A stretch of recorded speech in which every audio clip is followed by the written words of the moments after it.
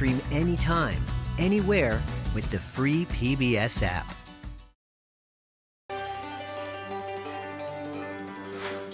When Henry Ford told the architect Albert Kahn that this is what he wanted him to design, Kahn thought he was crazy. Kahn was not the first one to think that Henry Ford was crazy. Kahn couldn't imagine why anyone needed so much uninterrupted space under one roof. But Ford would need it to introduce his moving assembly line. Remember, Henry Ford was a visionary and a dreamer, and he saw things that no one else saw. This concrete-framed factory was light years ahead of Ford's previous plant. The Paquette plant was typical of the time, with its thick brick walls and narrow windows. It was dimly lit, and the space was broken up by timber posts. Henry Ford was using this old-fashioned factory to build a very modern product. His Model T had a user-friendly design that allowed just about anyone to drive and maintain it. So he just couldn't make them fast enough, right? Exactly. He had to get out of there into larger quarters.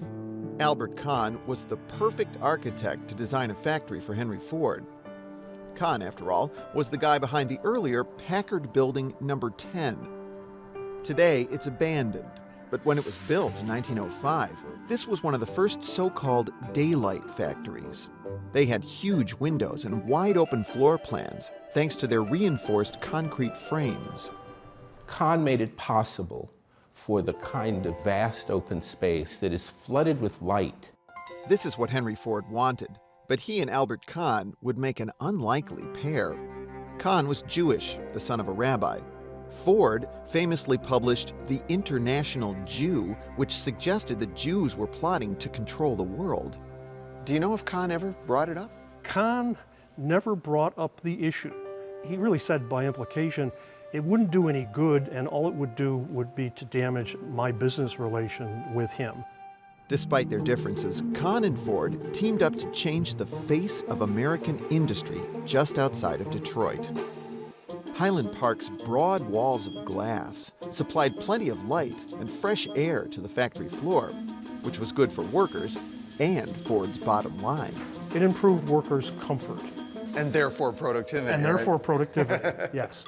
The sheer enormity of the complex not only allowed Ford to make most of the Model T in one place, it also gave the company the space to experiment with a new way of building cars.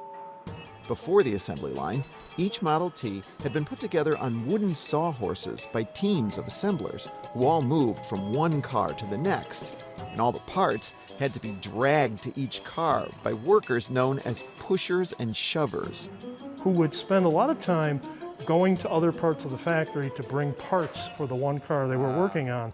But the vast, uninterrupted spaces at Highland Park made it possible to move the car through the plant and to a long line of workers, each with a single part and a simple task to perform over and over again.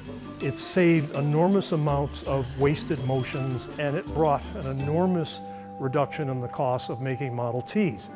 But Henry Ford still wasn't satisfied.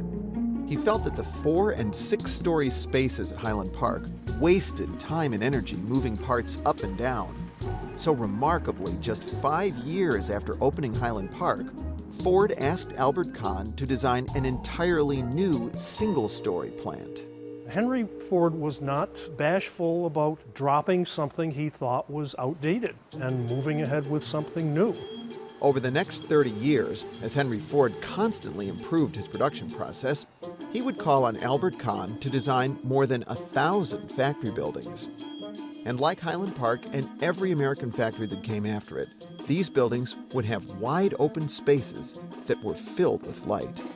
Ford and Kahn were very much an unlikely duo, and yet Kahn's plan for the Ford plant set the pattern for American industrial architecture of the 20th century.